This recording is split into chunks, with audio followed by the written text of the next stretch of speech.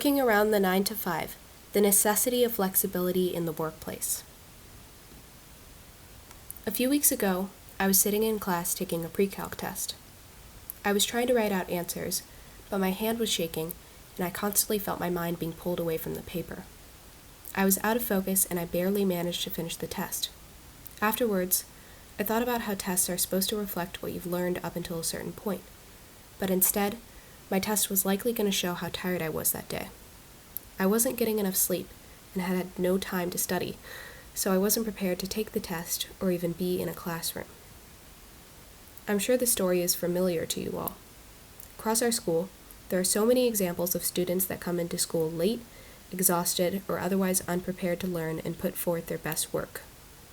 This could be due to a number of factors, but most of the time they come down to work itself. We all have to keep up with difficult classes, then college apps, and even beyond college, our working lives. The grind never stops. This might be because Americans traditionally value hard work. A lot of us have grown up to expect that we will work through school and then work 9 to 5, 40-hour weeks throughout the year, save for a 2-week vacation, maybe, for the rest of our lives until we retire. This can seem bleak, but this sort of working schedule isn't the only one out there. Workers are shifting in their ideas around work, and with them, workplaces. Now more than ever, flexible and fair schedules are available to employees. With a flexible schedule, employees adjust where they work, when they work, and the number of hours they work each week. Flexible workplaces maintain that their workers can achieve a better work-life balance, which benefits work and home environments. Workers who adjust their schedules, perhaps from a 9 to 5 to an earlier or later schedule, can get more sleep.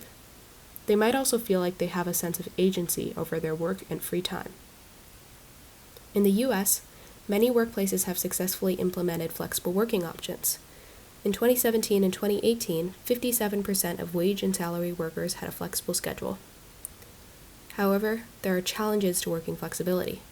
Some workplaces are unaccustomed to flexible scheduling, unwilling to juggle different schedules, or simply unable to.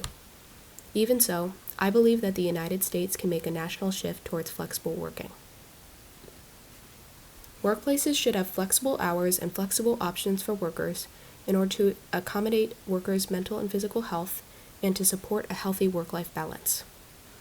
Many companies, such as Microsoft Japan, have successfully opened flexible working to their employees, finding that productivity is up and stress is down. The world is moving towards flexible working, and it is necessary for American workplaces to do their part. With all the benefits of flexibility, there are some challenges. Flexibility doesn't always apply to a workplace. Many workplaces must be open at all times, such as pharmacies and hospitals. Although these workplaces have some options, workers in lower-paid occupations usually have fewer choices in their work. This disparity can be seen in the fact that in 2017 and 2018, 57% of wage and salary workers in construction occupations did not have a flexible work schedule. Of these workers, 43% learned their work schedule less than 1 week in advance.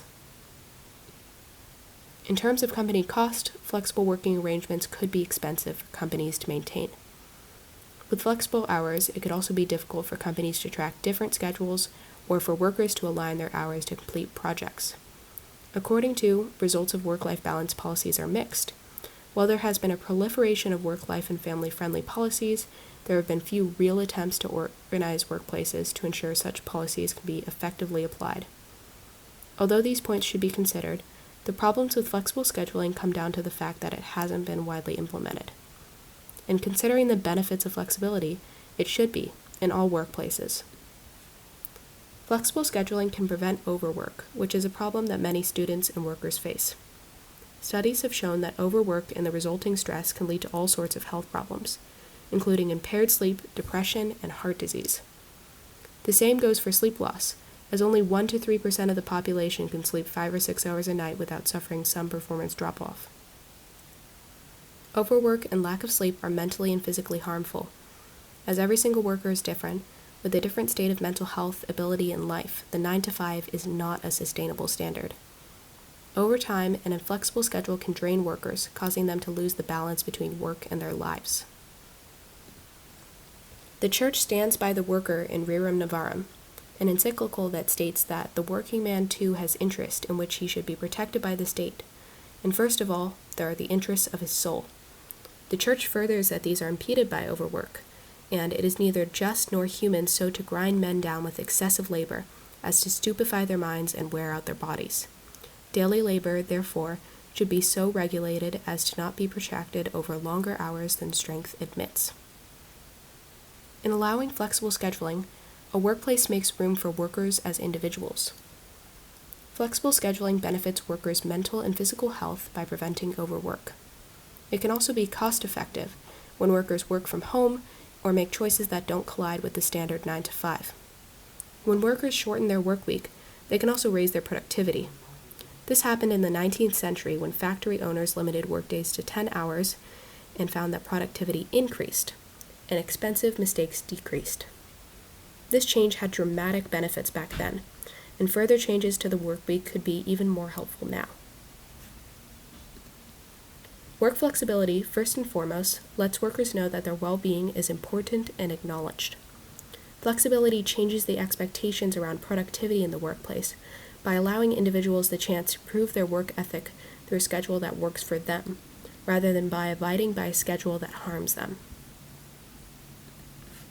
Flexible hours have so many benefits, but this is just where it starts.